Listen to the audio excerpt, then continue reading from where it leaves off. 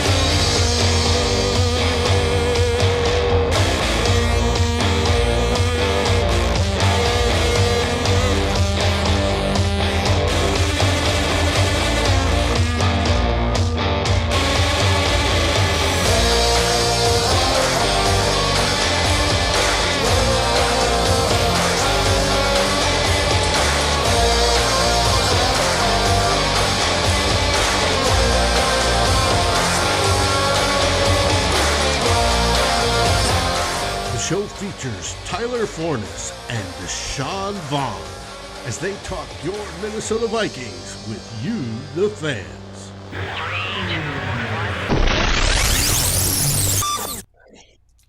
Hello and welcome to another episode of Climbing the Pocket Mondays, where we turn your Monday purple. And along with turning your Monday purple, so is my face. So I hope everybody enjoys this beautiful mug today.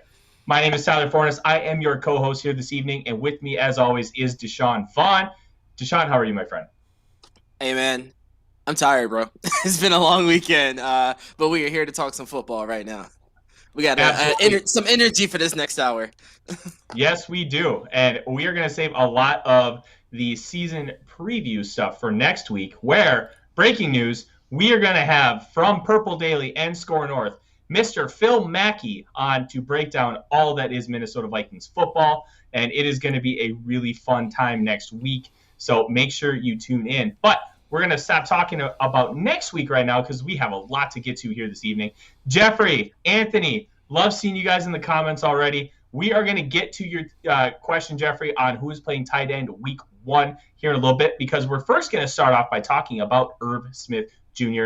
and his meniscus injury. And for this, we're going to pull in our awesome producer, Dave, who's going to have a unique perspective on the meniscus itself. Dave, how are you? I am good. Actually, I'm a little pissed off with the news around the world, and the news about Irv Smith Jr. and another player on our team. But we'll get through that. Let's talk Irv Smith Jr.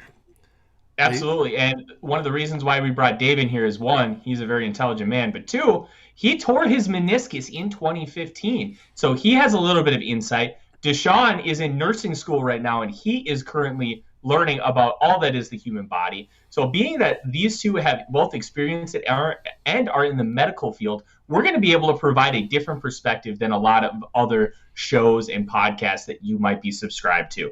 Dave, let's first start off by talking about what happens with the meniscus. Can you throw up the graphic of the different types of tears real quick? We're we're going to pull this up, and Dave's going to kind of explain a little bit about what these mean. So there are multiple different tears. You have the horizontal flap, the vertical longitudinal, a horizontal, the free edge fraying, the radial tear, the complex tear. Now, the bucket handle was the one that Adrian Peterson had that required the 12-week recovery time. That was very frustrating for Vikings fans in 2016. Just felt like after that week 2 injury, everything was just crumbling, and it ended up actually crumbling. But Dave, you ended up having the parrot break tear. Now, when you were initially seeing doctors and specialists for this injury, take us through the process. What were they talking about? What were they talking about as far as short-term and long-term fixes, any effects afterwards? Like, what kind of information did you gather during your process? Okay, when I did mine actually moving furniture, and I didn't realize I had hurt it until the next day when I woke up and my knee was swollen and sore. And it was sore for a few days, and I thought, this is wrong. I need to go get it checked out. Went to the doc. Doc referred me to an orthopedist. Orthopedist was absolutely very good. They sent me for an MRI once the swelling was down. And on that MRI, you could see it clear as day. I had that parrot tear along the inside. Now, what the orthopedist said is treatment is based on the type of tear that you have, right? Certain tears, without a doubt, there's no trimming involved. They've got a special type of suture they use, and they've got to be basically sewn back together. Those are your long rehab tears that are going to come. Mine could have been trimmed. That was an option to me. They had shot my knee up full of cortisone and some other stuff he had mixed in there. Got my knee feeling a lot better. My options were to have it trimmed, have it repaired, or to live with it as is and occasionally get the shot. When he was in there, he showed me on my MRI I had arthritis in the knee, right? Okay. That comes with being in the military. It's one of those badges everybody that was in gets. I got arthritis. He said if he opens it up to go in there and do any repair, that arthritis would go crazy, and within 5 to 10 years, I'd need a knee replacement. I opted to just leave it alone. Get the shots. I got a couple shots further down the road. That was it. It doesn't bother me that much anymore unless I step funny, and I can live with it. It all depends when it comes to Irv, what kind of tear it is, and we don't know. That's going to take that doctor that works for the Vikings to determine that, an MRI, the whole works. Once we hear, then we can better go off of how long he's actually going to go out and what his line of treatment is. Deshawn, what do you think about all of that? So I should start with what like the function of the meniscus is. So meniscus is like cartilage. So it's basically just support. So what a lot of people will say is that you don't know you have a meniscus until you hurt it. So it's like it's there. It has a function that we don't really think about as cushion, as support. But when you know it's hurt, you know it's hurt. So like some people can't bend their legs, some people can't support weight, some people get the swelling.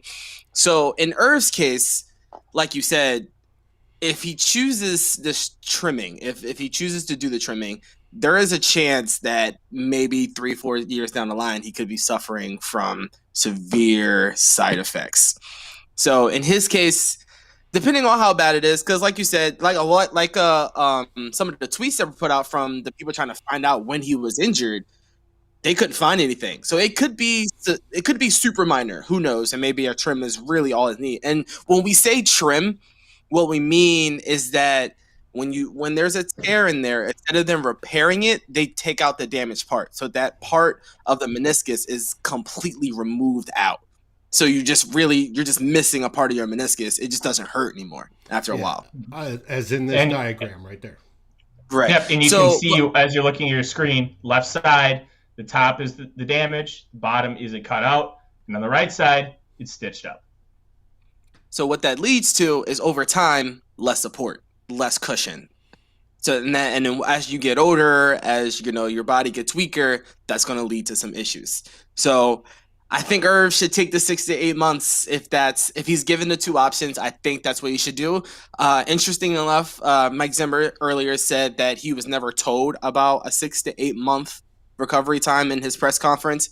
He said every time he's talking, it's a team doctor doing the surgery too. I believe they said it was a team doctor that was doing the surgery, and I would assume he spoke to Zimmer about some options, and apparently Zimmer said it was never mentioned to him about the 6 to 8 month recovery. So I'm hoping that maybe it's not that serious. Maybe those side effects won't be there, but like we don't know. So we'll have to just wait until he gets the surgery and see how long he's out. Irv is a young player. He relies heavily on that run after the catch, being able to change directions quickly.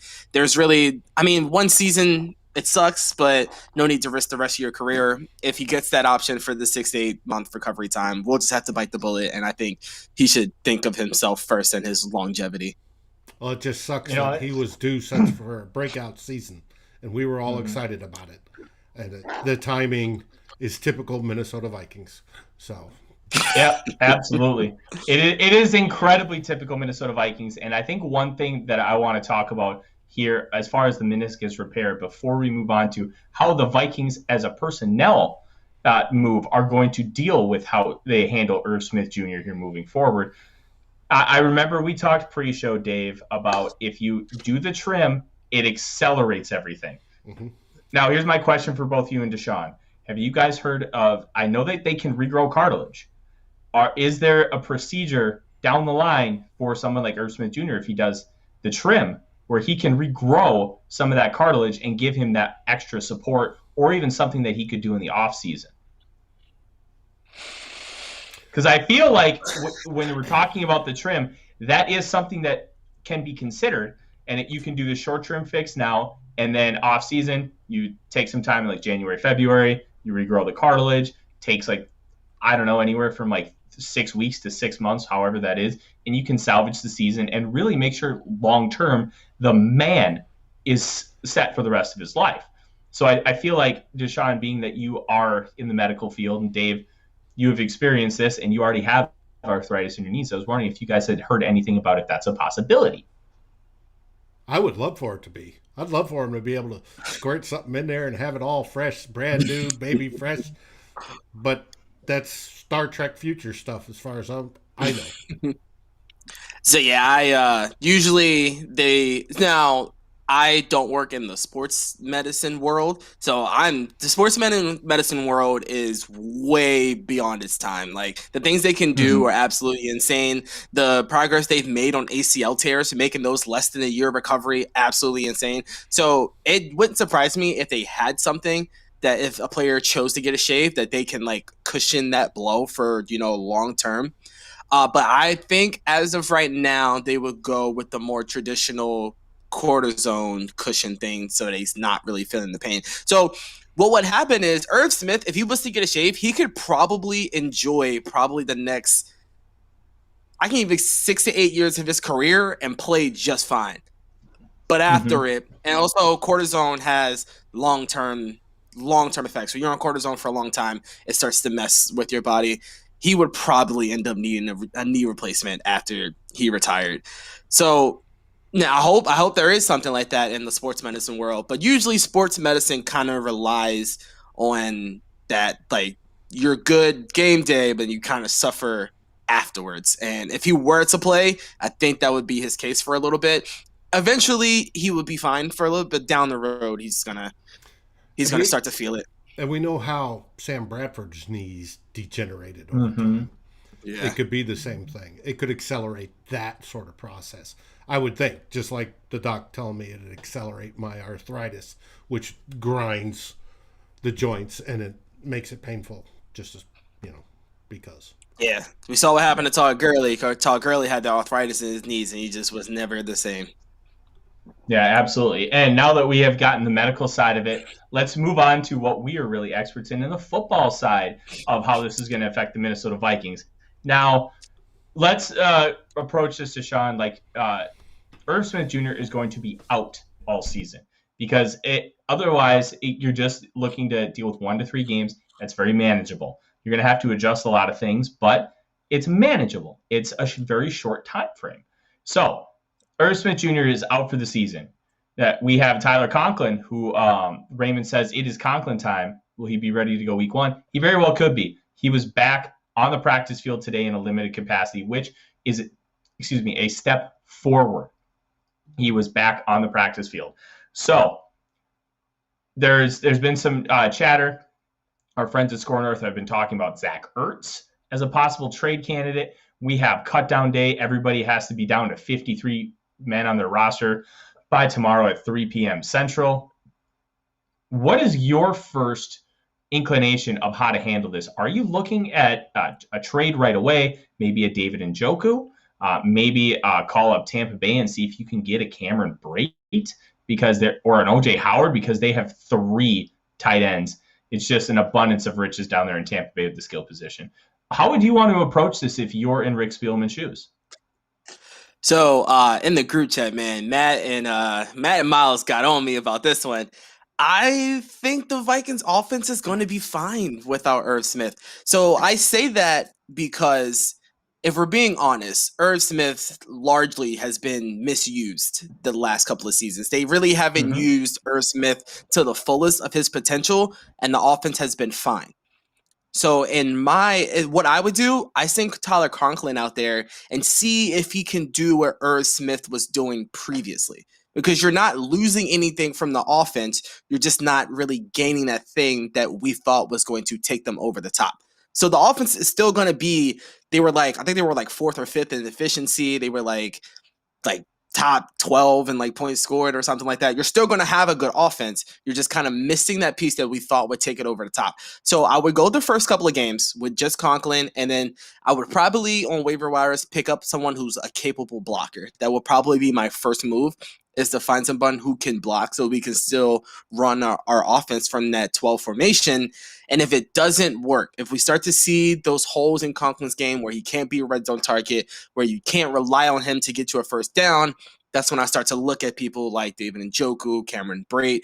I don't really like the Zach Ertz trade, and I don't think we need that much. He's not going to be used the way people think he's going to be used if he comes here. Zach Ertz is a high volume catch guy. He's not going to be a high volume catch guy in this offense. So the blocker first is the first thing I would do. I would allow Tyler Conklin to grow into his own as a receiver. We saw the last 4 games of last season that he was capable of being that 5 to 10 yard guy. He might not be the route runner and the deep threat that Irv Smith is, but he was able to create more separation that Kyle Rudolph was able to do. And for Kirk Cousins, he trusted him in throwing him the ball. I think he had 25 targets in 4 or 5 games. So I think you let him try at least before you make any big moves. You get that extra blocker just so you can continue to run your offense and you see what you have.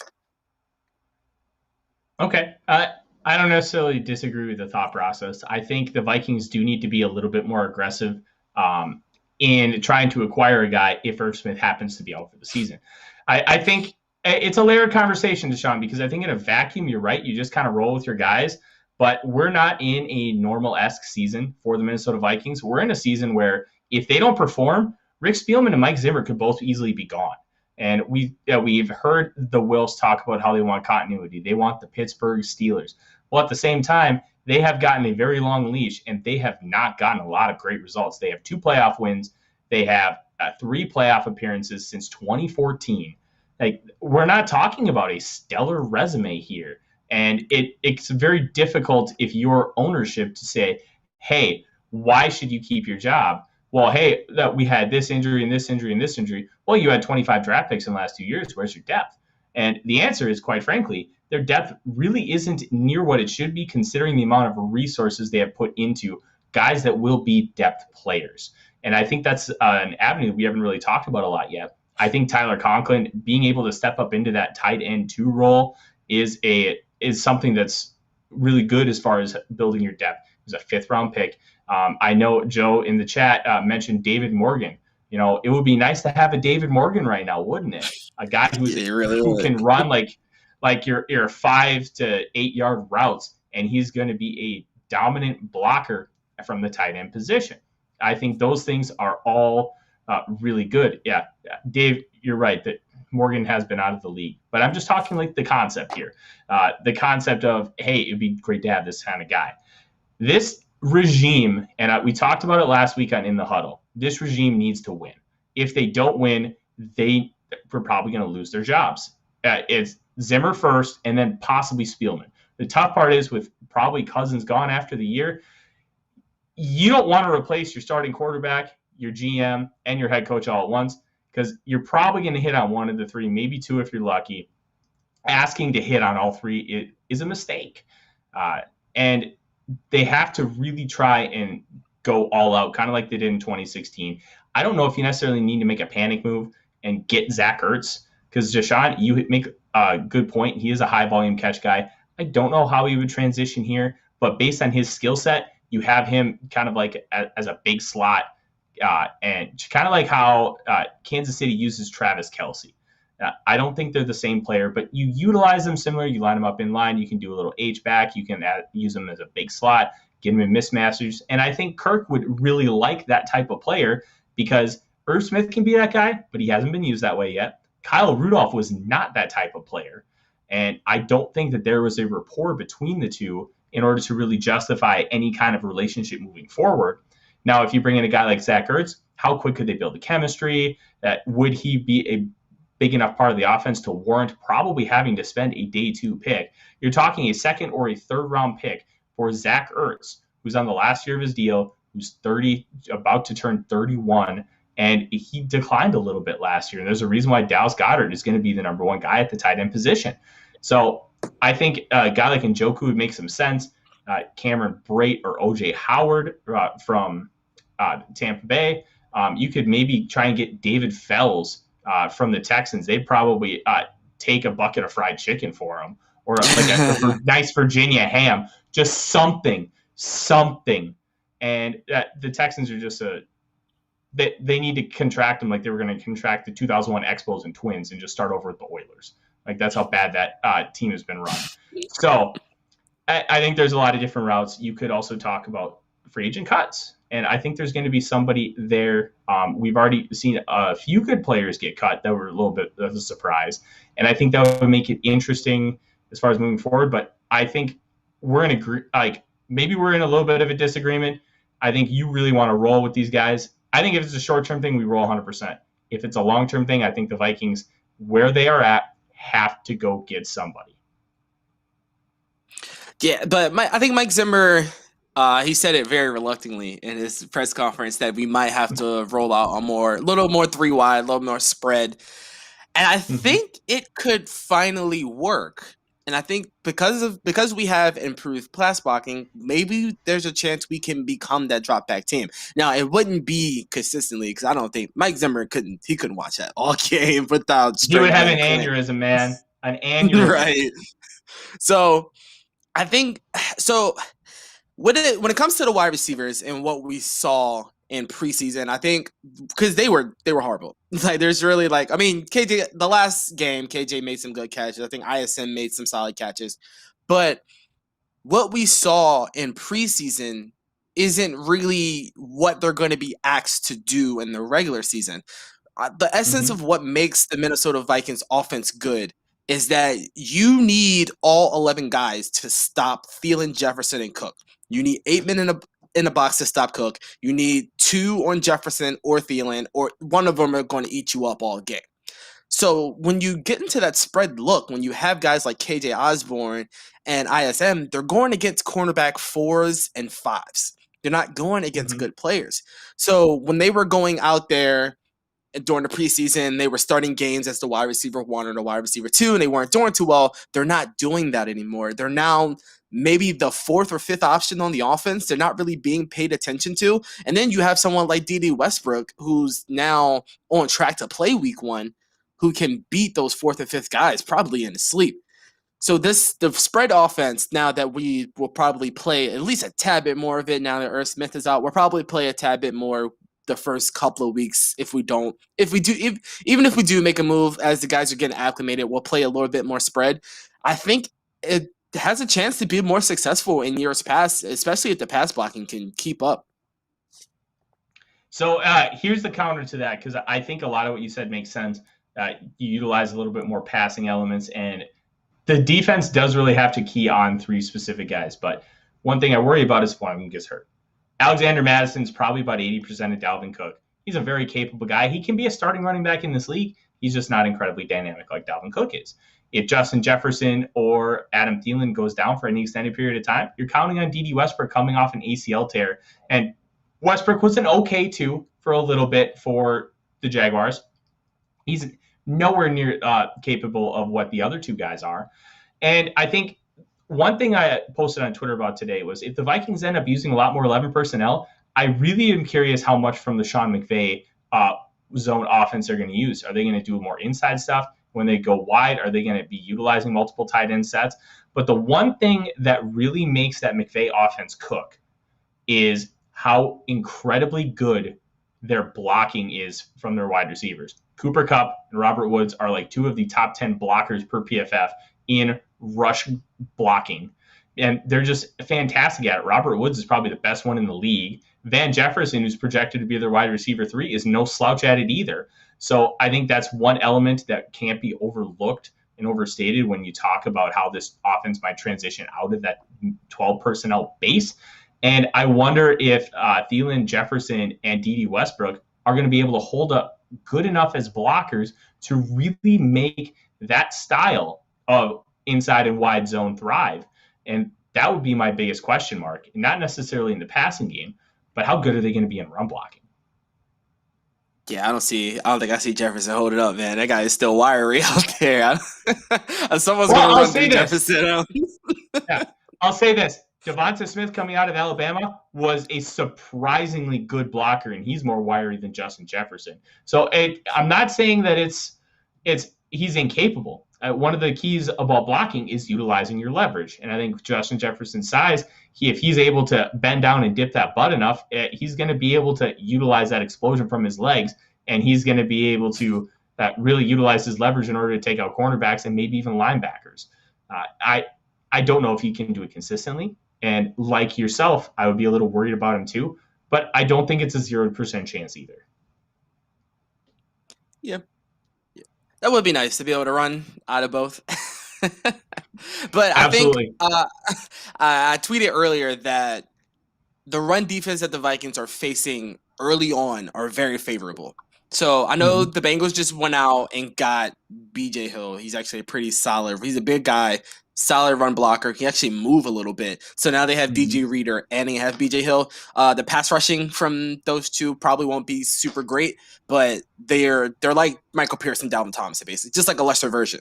So they actually have and they have Trey Hendrickson, I think, Chuba Hubbard. So they actually have a solid Sam Hubbard. Sam Hubbard. So, and then they actually have a solid run defense, but their linebackers are kind of lacking. And then when you don't have that pass rush, the Kirk Cousins will probably eat you up. And then we have the Cardinals, who were towards the bottom of the league in run defense. But I do worry that maybe the guy they drafted, quick guy, I can't remember what his name was, Zaven Collins, might be able to help a little bit there, but also the D-line just isn't really built for run blocking, I don't believe. And then we have the Seahawks, they've always been a solid run blocking team, but they're getting kind of old. Dunlap is like 32. I think Wagner's turning 32. Both their ends are not great in run blocking. And then they got Poona Ford on the inside, though. I love Poona Ford. They do have Poona Ford. I can see us really doing a lot of zone and going towards these tackles, especially the way Ali and Brian O'Neill have been doing well together. I can see us attacking these edges a lot. Also, with that new rule with the pitch, now that you can't go low on offensive linemen with the pitch, I can really see us doing a lot of that pitch work now. Especially because our 2 guards can move like very well. I mean, Cleveland's out here mirroring linebackers, and Ali Udoh is like a freight train coming down the field. So I really see guys executing that pitch a lot, and then we get to the Cleveland Browns, who are like, I don't know. That's gonna be a game. That's gonna be a game right there. That defensive line is so stacked in Cleveland. They just got Marvin Wilson and Curtis Weaver, both of whom would have probably made the Minnesota Vikings roster. That defensive line is loaded We're finally going to see Malik Mcdowell, second-round pick of the Seahawks, and I believe 2017, finally play a football game because he is back and he's mentally ready and physically ready to go. So it's going to be a really interesting first few games, but we should continue to move on because we have a big contract to talk about. I just want to give a shout-out to everyone in the comments. We have the legend Flip Mozzie in the comments. We have some Njoku talk. We have some why is Goodell ruining his talent in the meaningless preseason. Well, they do need tune-up games. And yes, as what's his name? Our good producer Dave said, tradition and money. Both of those are a thing. And speaking of tradition, the Vikings finally extended somebody before the beginning of the regular season, and it comes with Harrison Smith. Now, Hitman, when that contract first dropped, I was very frustrated. I thought it was an overpay. I thought it was more of a compensation contract for how little he was making compared to the market over the last few years. But then when you get down to the nuts and bolts, which is always the most important thing, it's incredibly player and team friendly. He's going to get $22 million over the first 8 months of this contract, which is the most ever for a safety. And it's a 4 years, $64 million. But after 2022, it's $5 million to get out of it, $3 million after that, $1 million after that, and dead cap. That is a big, big win for Minnesota as they try to, one, mitigate the diminishing returns on a player that's already in his age 32, turning age 33 season. Two, if this team ends up tanking and they fire everybody and they go full rebuild, his contract is semi-favorable to get out of, which is always going to be a positive when you're entering those kind of situations. And three, it still provides flexibility if you need to give him a little bit more signing bonus and turn salary into that to create some cap space. You can do that as well. Now, Deshawn, initial thoughts for me were a little frustrating, but I understand it a little more now. Dave, that's a good point with the karma. When you first saw this contract, what were your thoughts, and then how have they evolved since the details came out? I'm always in favor of paying your good players, and I got trust in Rob B, man. Rob B never lets us down. So when I first initially saw the contract, I did think it was a lot. I was like, Harrison's 32. I mean, I do think his game will translate to just kind of being that deep safety. He might not be able to come up to the line of scrimmage as much anymore and still be super effective, but I do think he'll translate well to that deep safety. I think he can play until he's probably like 35, 36. And then, like you said, I saw the details of the contract and saw that we can really get out of it after next season. So if he starts to decline, like you said, $5 million to get out, you save like $11 million in cap space. So it's a super friendly deal. It's a win-win for both sides, which is something that you don't see too often, especially with older players. With older players, you either see like you sign this guy for too long, you're not going to get the returns, or you kind of cheated this guy out of his money or whatever. But this was one of those rare deals where both sides win. You get your leader of the defense, you get a guy that's probably still has 2 or 3 good seasons in him, and you get a chance to get out of it. Like you said, if there comes a time where we need to blow it all up and rebuild, we can go our separate ways. Yeah, 100%. And I was very excited when I saw the details and how that broke down, just because it provides ultimate flexibility, which is why Rob Brzezinski is the all-time GOAT when it comes to contract negotiation. Now that we have all that settled with Harrison Smith, we can kind of move on to Brian O'Neill. And Brian O'Neill is the other one that does not have a contract extension. And it feels like every day that goes by, his price tag goes up. We've already seen 2 really good left tackles, 3 of them in the National Football League get extensions over the past 6 to 8 months. Ryan Ramczyk set the market at $19.5 million a year for a right tackle. But one thing to know about Ryan Ramczyk, he was getting all-pro votes as a rookie in 2017. He's an anomaly. He is not the standard. And you got Taylor Moton get $18 million a year. Braden Smith gets $17.5. Both of those guys, I would say, are on the same tier as Brian O'Neill. I think you can go semantics and you could say, hey, these 2 are better than O'Neill, or O'Neill's better than both of them. And I think you can make arguments either way. And that's why I think O'Neill being on the same tier makes a lot of sense as far as comparing the contracts. Now, the Vikings may have priced themselves out of a deal by waiting this long because it probably was going to be more like $16 million before both of these guys got signed, but they ended up waiting, and it may backfire, it may not. We don't know at this point. Deshawn, as you kind of look at the future for a Brian O'Neill contract, what are your thoughts? How do you think the Vikings are going to end up approaching it, and do we ultimately get the deal done? I think they do. I think, especially if if they don't get it done early this season and this offensive line starts to gel and they actually start to do well, I think there's zero chance that Brian O'Neill is not a Viking next season. They don't use the franchise tag much. I think they would franchise tag Brian O'Neill. So, and what I was kind of thinking, Deshawn, I was just going to say with that franchise tag, one thing that we need to be aware of, offensive tackle and interior offensive line are both classified as offensive line. So that price tag is going to be just a tad different than it would be if it was just tackles and interior guys. So it's just something to monitor as far as a possible franchise tag. And I was also wondering, the bulk of Brian O'Neill's contract extension is going to extend into post-Kirk Cousins Minnesota Vikings. So if they do end up waiting and they can just kind of get him on a backloaded deal, would we really feel the effects that much to whereas we can pay him 18, 19? Because the rest of the offensive line, Cleveland's on a rookie deal for, I think, the next 3 years. Darrisaw, rookie. Bradbury would need a new contract, but Bradbury really isn't good enough to demand a new contract. So we would even get him on a super team-friendly contract, or we would just replace him. And I think Udo would probably need a new deal the year after, but he hasn't started that long, so his contract wouldn't be super bad either.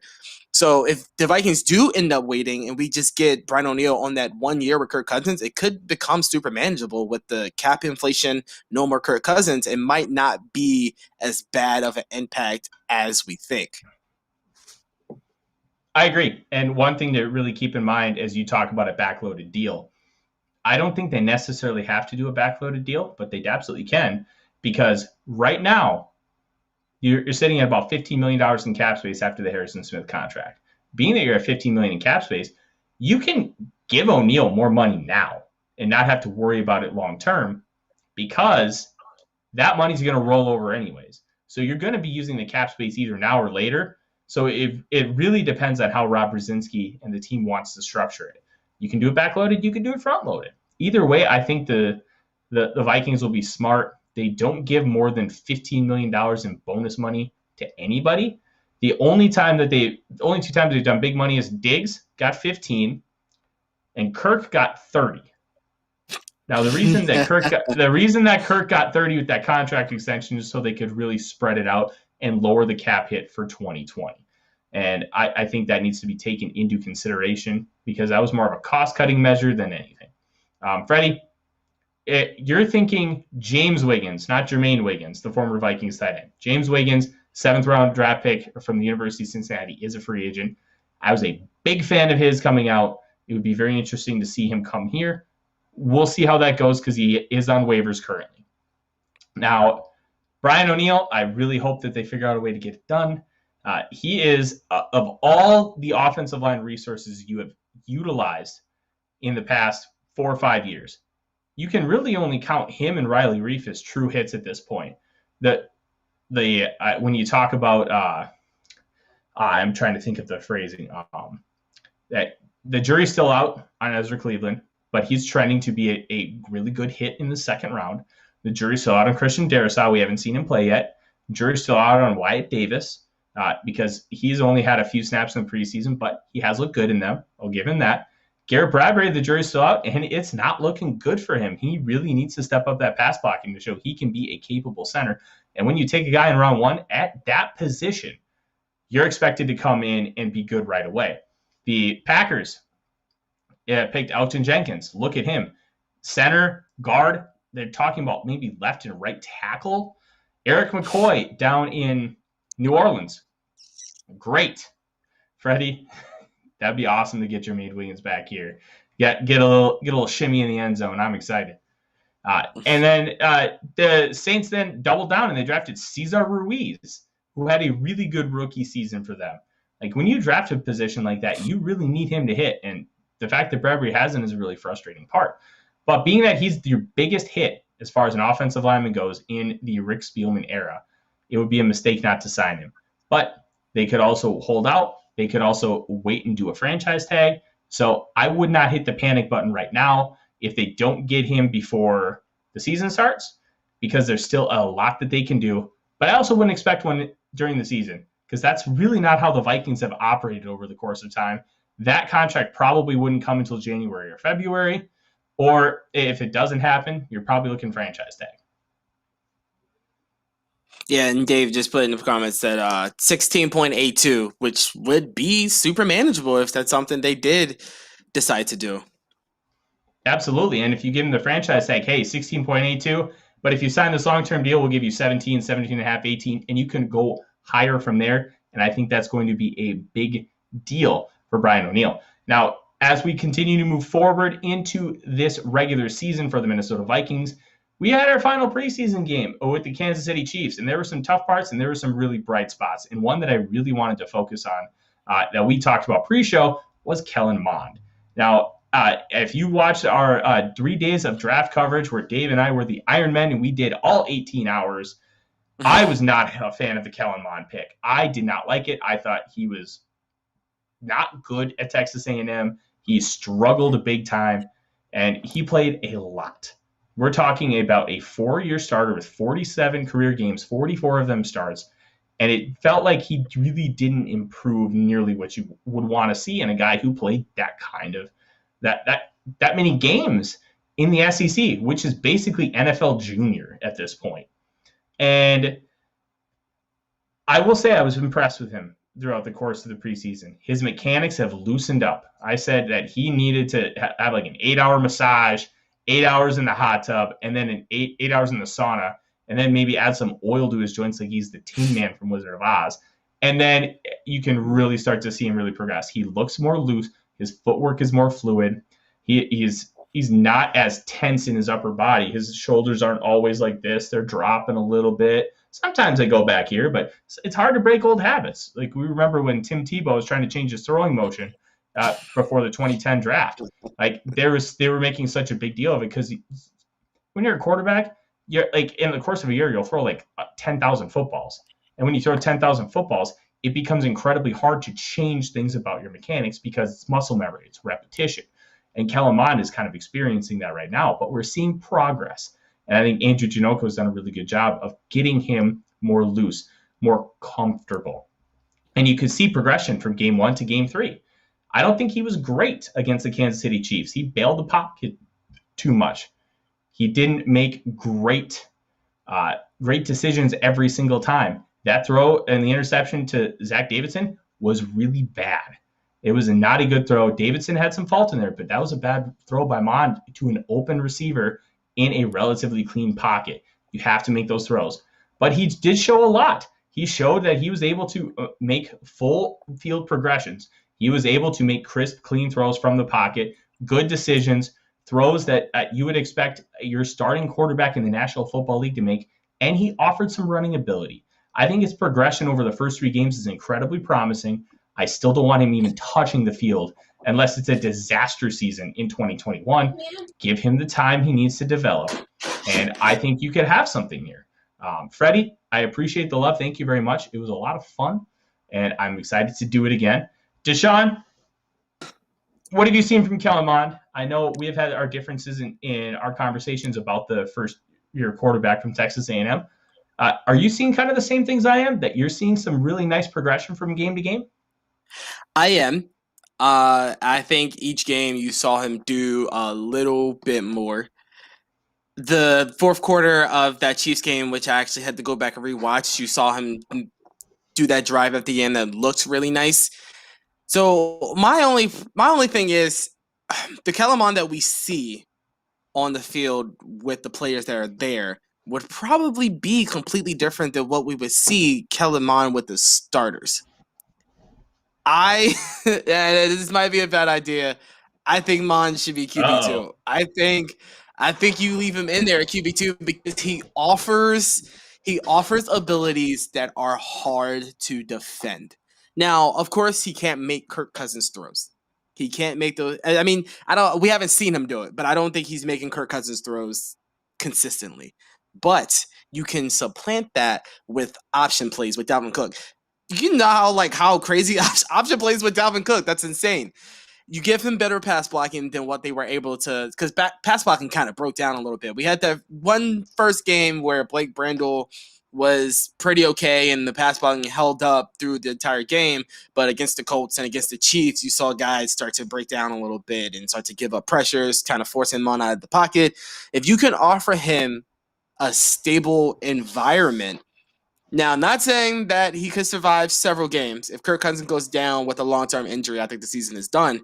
But if Cousins was to get like COVID or something, maybe he steps out of his plexiglass for too long and you need to let Mond play a game, I think you can survive. I think he can do enough. It's going to be rough. Definitely going to be rough. The defense is going to have to do a little bit extra, but I think Kellen Mond gets you by for a game or two. I'm not with you. And if you saw our show In the Huddle last Tuesday, I vehemently fought against having Kellen Mond as QB2 from the main perspective, and we talked about it earlier in the show. The Vikings need to win. They need to win now. They can't wait till next year. They can't be like, hey, Kirk Cousins got hurt, we were screwed. And then the Wolves would be like, well, why? Where was we playing at backup quarterback? Vikings really haven't had a plan at backup quarterback. They got lucky signing Case Keenum, and he pulled that year out of his ass like he did. Like he's a true definition of a gunslinger. He's just gonna leave everything out on the field and do everything in his power to win. And you know what? We got struck magic in a bottle, and we really did. But at the same time, you can't go in to this season with just Kellen Mond or Jake Browning as your QB2 because of where the Vikings are sitting, where the front office is, where the coaching staff is. They will lose their jobs if they don't have a plan. I would love to see a Kellen Mond get some run if the season is completely lost, if Kirk Cousins tears his ACL. But if you're asking for like 2 games, Chase Daniel, Nick Foles, get one of those kind of guys because they can hold the fort down for 2 games, do enough on offense, make smart decisions. They're not going to go out there and win games by themselves. That's not what you're asking.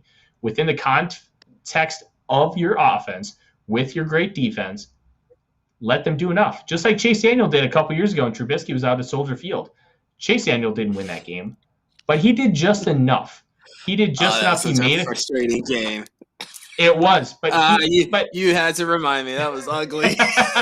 But it was. But he made just enough plays. The defense made enough plays as well, and they ended up winning that football game. I think when you combine everything, a Chase Daniel or Nick Foles can do enough for you in a 2-game stretch to take you over the top, whereas Kellen Mond is a massive wild card right now, and when you're in the position of Zimmer and Spielman, you can't take that risk because that could cost you your job. Yeah, I mean, who is Chase Daniel playing for anybody right now?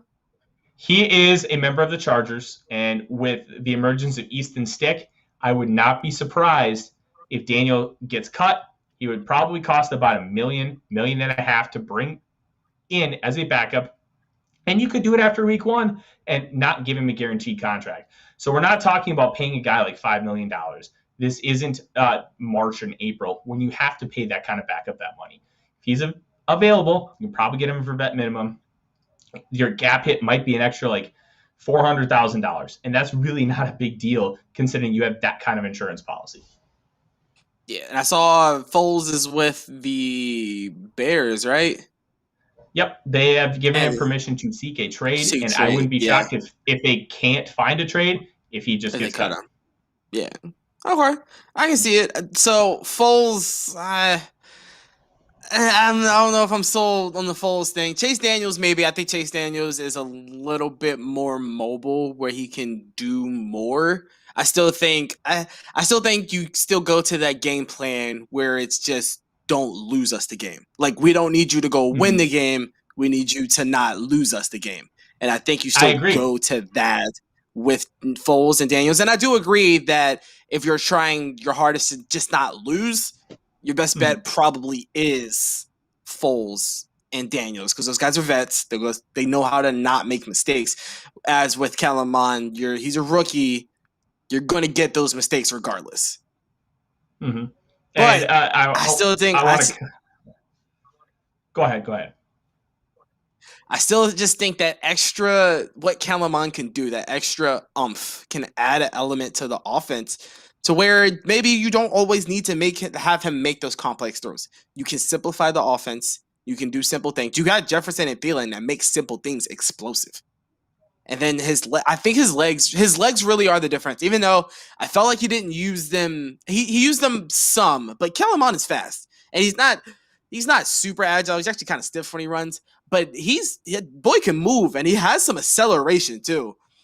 I think if he can learn to use those better in better situations, take off when it's more warranted, that just adds a new dimension to the offense that's hard to stop. When you think Minnesota Vikings, you don't think QB scrambling for 10 yards. That stuff is not on tape for us. I think that just gives the defense new fits. And now you have to worry about Kellen Mond. You have to worry about Dalvin Cook, Thielen, Jefferson. And then Irv Smith come back. Now you have to worry about Irv.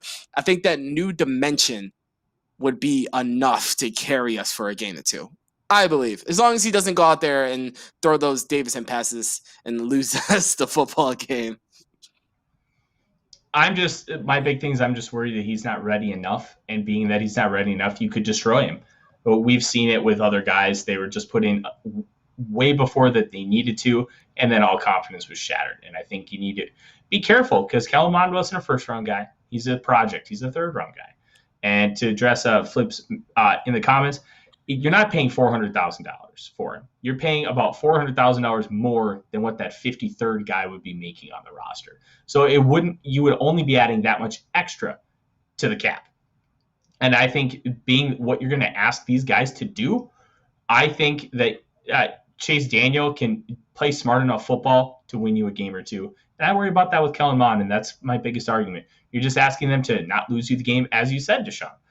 You're asking them to just do enough. Make one or two throws, make a change at the line of scrimmage.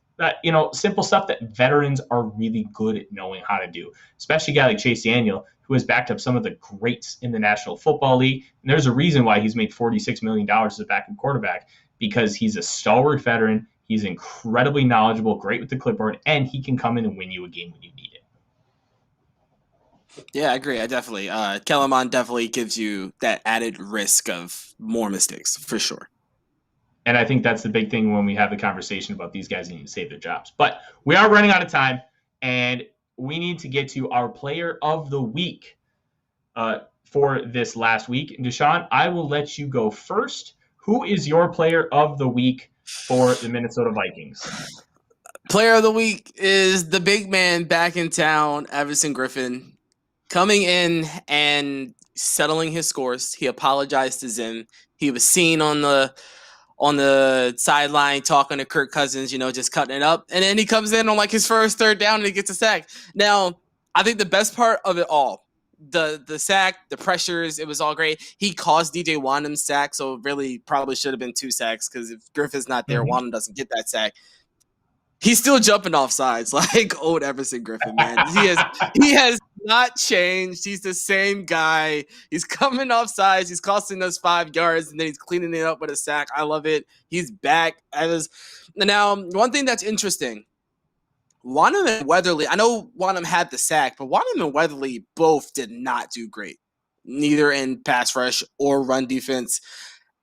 Griff might play more than what we originally suspected. Now, I know they want to keep him a third down guy, but if those guys can't show up, man, Griff looked good coming off the line. You don't want to gas him out. He's 33, almost 34, so he might play more. We'll see, but it was a nice welcome back. I mean, I wasn't expecting that for the little snaps he played in the first game back. It was a feel-good moment, honestly, to just see his sack dance and see him jump off sides. All that stuff makes your heart smile. No, I agree 100%, and I think Everson Griffin's going to get a little bit more run than just being a third-down guy. I think they're going to end up doing like what the Eagles did back in 2017, getting a real rotation going with some of these guys, especially now that you're 3 deep on the interior defensive line. And Armon Watts, He was my player of the week last week. He has stepped up. And he has really taken that next step as a rotational piece. I really like what they can do, utilizing them as 1, 2, and 3 techniques here moving forward. My player of the week is going to be the guy we spent most of the first segment of the show talking about, and that's Irv Smith Jr. Irv Smith Jr. looks poised for a big year. Tight ends take a hot minute. They really do. There's a reason why, like, TJ Hawkinson had a good year last year, and he's poised to have a breakout year this year. Noah Fant's the same way. Travis Kelce didn't really have that until year 3. George Kittle, year 2 was more of his breakup, but year 3 he was great. Like, tight end is just a tough position because not only are you having to learn the route tree and be able to break away against even better competition, dealing with linebackers who can run a 4.55, 4.6, dealing with safeties who can run the same, even corners when you're split out wide. And then you also have to deal with blocking big boys on the interior who have grown men strength. A lot of those guys that you necessarily didn't see at the college level, even a guy like George Kittle, TJ Hawkinson playing in the Big Ten. You see a lot of those guys, but you don't see them consistently every week. You see a Kenny Willekes, who was a 7th round pick and probably isn't going to make the roster. Like, that's your high-end defensive end in the Big Ten. So you're seeing a lot better players now. You're seeing, like, just in this preseason, Kwity Paye, Von Miller, Bradley Chubb, Frank Clark, and then the interior guys, DeForest Buckner, Chris Jones. You're going to have to face some of these guys. And Irv Smith Jr. has done a really good job of learning that, and now he's really starting to excel, at least as a projection as a tight end. And I really hope that it's only a couple-week injury because he can really have a special season this year. We'll hope for the best at the end of the day. I just hope the man is healthy and he's happy with whatever decision he makes, because honestly, that's the most important part. Yeah, I love Irv Smith, and I think he has all the potential of the world. The only part that gets me is that he has to rely on Clint Kubiak and Kirk Cousins to get this man the ball. I felt like, because it felt like Irv Smith should have broke out last year. It felt like that he was like ready. I know Kyle Rudolph, the vested vet, was there, and it felt like Irv should have gotten more than what he did. Like, you saw him make plays against last year. He made 2 really good plays against the Seahawks. And then his rookie season, he's making really good plays down the field, like Travis Kelce, Darren Waller kind of plays down the field, and they just don't give it to him consistently. I think if Clint if he comes back this season, if Clint and Kirk can make it him a priority, a focal point of the offense, I think he'll have no issue breaking out. But unfortunately, his career target depth is like 5 or 6 yards or something insane like that. So if they can allow him to blossom into MB, breakout season is going to be for sure. But unfortunately, that still, counts on Kirk Cousins throwing him the ball when he's open, and Clint Kubiak really just being creative with his tight end. So we'll see where that takes us. Hopefully, you said the man is happy, the man is okay with this decision, and that Clint can call a play. Because, man, that red zone trip in the first drive of the game drove me mad. Oh, my God. We moved down the field so well, and we get to the red zone. I'm like, Clint, what are you doing? Like, it was awful. Man, that was terrible. 100%. And with that, Dave, before I take us home, do you have anything that you want to say here to the good people in the comments section who have been rambunctious, who have been fun and spit and fire all night? I do. Tomorrow is in the huddle. Join us as we talk the big news of the day, which will be the cut down to the final 53-man roster. Yes, absolutely. And that is going to be really interesting to see kind of some of those granular cuts. Does Stephen Weatherly get cut? Does Zach Davidson keep a spot on the roster considering the tight end injuries? This is all going to be really fun to watch parse out and see how the waiver wire is affected for the next 24 hours. And with that, thank you everybody for joining us here this evening.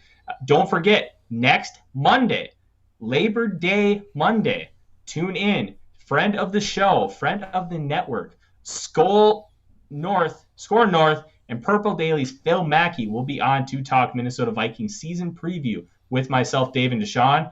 And with that, from all of us here at Climbing the Pocket, have yourselves a good night. And remember, we turn your Mondays purple. Skol, everybody!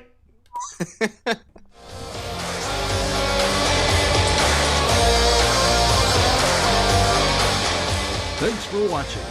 Like, subscribe, and ring the bell. And if you're listening on your favorite aggregator, make sure you rate us. And always feel free to join the conversation here at Climbing the Pocket.